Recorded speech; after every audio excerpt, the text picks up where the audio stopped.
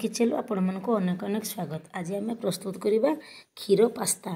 देखो ये आम कढ़ई रे पानी बस देलु। पानी गरम होगा आम कलर वाला पास्ता गोटे चामच लुण गोटे चामच रिफाइन तेल पकई भल भाव सीझे आने सब सीझी सारापर आम गोटे छाकनी रे छाकी पानी दे धोईदबा।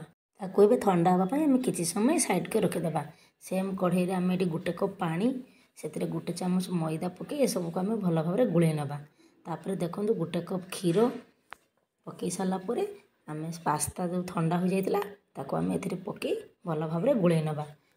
किछि समय गोलेला देखो ये आमर ये अल्प चीनी आम पकेबा। देखो एमती बारंबार घाटुवे ना सी तले लगी हो। किछि समय घाटिला पानी ये सुखी हुई पास्ता आमर प्रस्तुत हो आसलानी। एबे ताको आम गोटे बाउल को बाहर करनबा। प्रायतः समस्ते गोलमरीच गुंड बा मसला दे प्रस्तुत करती।